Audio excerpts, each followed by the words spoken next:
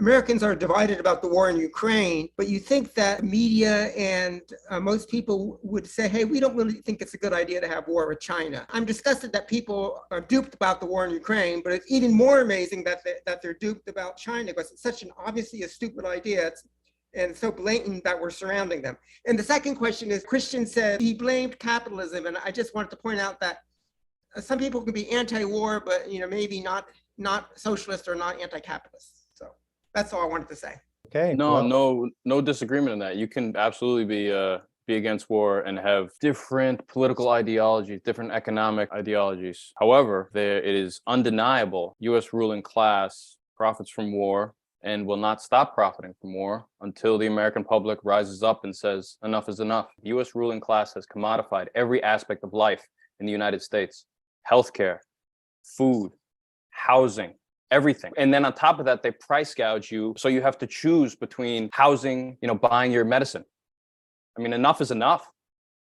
Enough is enough. Anything from you, Carl? Completely agree. Doesn't matter what your ideology is. I think we should all agree, waging war across the globe is a bad idea. As Christian has made very clear, what U.S. government is doing right now is they're doing military Keynesianism.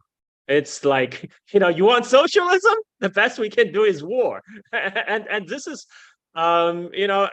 it's very sad, because if you look at what's made in U.S. nowadays, it's true. We just have OnlyFans and military industries. That's it. This is what the system has gotten us today. The system needs to change. I've asked this question several of these webinars, and that is the ruling class. They're not stupid. And why is it they don't understand about global climate change and the whole question of nuclear war? I mean, what is their end game here? That's what I want to know. Do you think of their end game? I don't know if I can completely agree with they're not stupid, but I think they're very smart about lining their own pockets. They're very smart about grift, but they're also at the same time can be very short-sighted. And they, I don't think they even worry about global climate change. Most of them, their goal is probably retire with their ill-gotten gains and live comfortably in retirement in Bahamas. And they probably weren't thinking that Bahamas might be gone with rising sea level. But the nuclear war, I think there's so much hubris and American exceptionalism that they think, no matter how they walk all across Russia or China's red line, that the other side would not respond, because they believe so much in the American power. That's why when, even though they made a verbal agreement with Gorbachev not to push NATO eastward in 1989, they still went ahead and anyway, even though all the Russian experts, including George Kennan, who's the architect of the containment strategy against the Soviet Union, said this expansion of NATO is a bad idea, but they still do it because NATO as a bureaucracy needs reason to justify its existence. And when you're talking about institutions like NATO, then you are talking about jobs and career at stake. And this is how I think that's explained in large part about motivation with these people. It's all about jobs and careers, and screw with the consequences. They might not live long enough to see that. And about the nuclear war, I don't think they planned for a nuclear war. I don't think they want a nuclear war. They just want to increase the tension as much as possible so they can keep on selling weapons, like Christians has shown. That's their really end goal, is to maximize the industrial the military industrial complex. But sometimes their action will have blowback. Ukraine is a perfect example.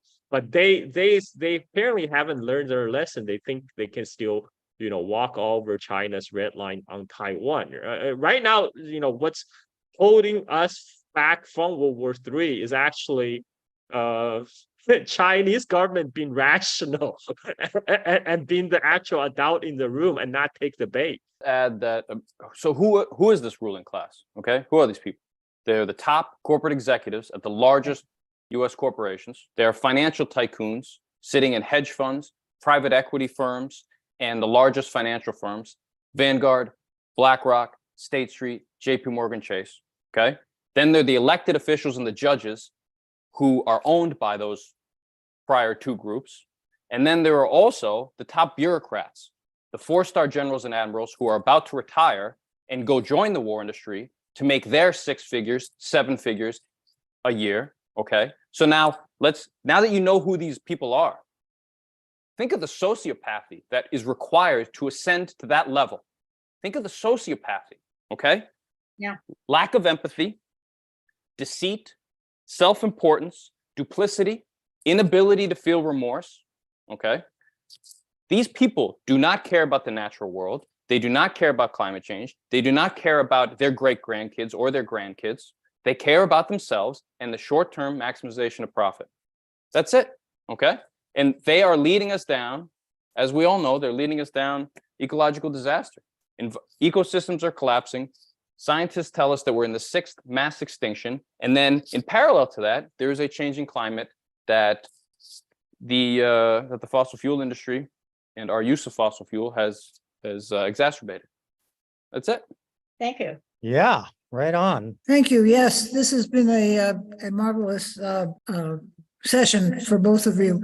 Well, you raised issues of nuclear war, but you hear about the escalation of the Chinese nuclear production. Could you comment on that? China has 300 estimated 300 nuclear weapons, and China also have a no public stated it has a no first strike policy, which means China will not use nukes first. Now, United States do not have such policy. In fact, U.S. think tankers they have openly talking about how to use what they call tactical nuclear weapons. It's no open secret. They've been talking about what would happen if, say, China sinks a U.S. aircraft carrier, and that might necessitate U.S. respond with tactical nuclear weapons. Right now, there's no nuclear parity. U.S. has far more nukes than China. Russia has a little more, but U.S. is also putting on so-called missile defense all over the Asia-Pacific Rim. They put in South Korea, they call the THAAD system. And the idea is that if they put those missile defense system closer to China, they can intercept any missiles coming from China before they will threaten, say, for example, continental United States. So U.S. is working on to blunt the edge of China's nuclear deterrent. And this is what's driving Chinese expansion of their nuclear arsenal. My guess is that they will probably try to reach parity with the United States in the coming decades. Whoa. And I'd just add to that first of all, that was great. The U.S. government is the only government to use nuclear weapons, first and foremost. The U.S. government is also in the middle of taking over 1.5 trillion of your tax dollars and revamping its submarine-based nuclear weapons, its land-based nuclear weapons, and the bombs that it drops from aircraft. Okay, that's money that could be going to programs of social uplift. This is a direct message from the U.S. ruling class that it doesn't care about you, the American public, and it's going to spend its money. It's going to spend your tax dollars on things that benefit the U.S. ruling class and the 1% of the 1% that own most stock. Okay. Now, if a country, China, Iran, any of these so-called bad guys, does nothing in the face of U.S. government aggression, then the military-industrial complex says, "Hey, all right, look, they're cowards. Let's ramp it up." And then, on the other hand, if a country does something, reacts, as China has done in reacting by building its own modest nuclear arsenal, then the military-industrial complex says, see, their aggression. Look at that aggression. We gotta go full speed ahead. So countries can't win. Yeah. Nobody wins with this arrangement. Nobody wins. Sorry to get all amped up. You win if you build your own nukes. I mean, look at the example of Gaddafi versus North Korea. Saddam Hussein, Gaddafi, and North Korea, they all had their own nuclear program, but Saddam and Gaddafi gave up their nukes. North Korea didn't. North Korea is not in danger of being invaded by United States at this moment because they have nukes and they have delivery capability. So that's the difference. No, I agree, but I would just say the reaction and the U.S. aggression then requires the aggressor, the recipient country, the country on the receiving end of the aggression, like North Korea, to divert more finite resources into that defensive posture that could be going to help the North Korean people. And at the same time, the aggressor country, the U.S. government, the U.S. ruling class, as it were, is doing is spending far more money on being the aggressor and creating an entirely new generation of weapons that can kill everyone on Earth. So yeah, I mean I don't disagree. And U.S. actually had planned in the past 3 times to nuke China. First Right. during the Korean War, and then in 1954 during the first Taiwan Strait crisis, and then in 1958 during the second Taiwan Strait crisis. Those three time instances are what we know of because leaks from whistleblowers like Daniel Ellsberg. So we know, and they had those plans to nuke China those 3 times because back then China didn't have nukes. Then China had their own nukes in 1964, so they have to think twice. Okay, over to you, Quanta. Thank you very much. I really do appreciate the point that is being made that what can we do as citizens? And I think currently it's not like 1960s and 70s where there was a collective effort, consolidated effort by all peace activists coming together and make their presence be, very, very visible in Washington or even throughout the world in metro areas. So I think we are going into corners here and there, and we're all talking, and but action is needed, and action in a large scale in Washington, D.C., Chicago, and all these big places, and in Europe as well. So what can we do to, after giving people the information, what about inspiration to action? Thank you. First step, obviously, to get in the information out. I mean, the one of the problem is that the military-industrial complex had gotten a lot better to counter the counter-war narrative. Because back in the 1970s, there was a large, broad-based anti-war coalition because they're drafting everybody's kids to go to Vietnam. And now, the U.S. concentrate on its so-called volunteer force. So majority of the population is not being affected. And the 3-letter agency is also a lot better at infiltrating and co-opting all the opposition. But what we can do, for a start, is to get the information out, to challenge and dispel all this information campaign. And then the next step, I agree, should be organization. There should be organized opposition to the war efforts of the military-industrial complex. And I'd just say that the organization, a large part of it can be a U.S. working class that understands the class nature of society, allies across races, across the racial divide in this country. Once that happens, the U.S. working class is 99.9% of the country. It's a matter of numbers. I mean, the U.S. ruling class is rightfully terrified of the U.S. working class and the poor in this country. And as soon as we reject artificial divisions of race in particular, and understand that our neighbors are not our enemies, and that's when we really rally. And there's enough information out there, and we continue, like Carl said, to write and to put more information out there. I think there's a greater awakening that is taking place than my pessimistic self wants to acknowledge. And there is plenty of reason to be optimistic, as long as we keep our nose to the grindstone and keep getting after it.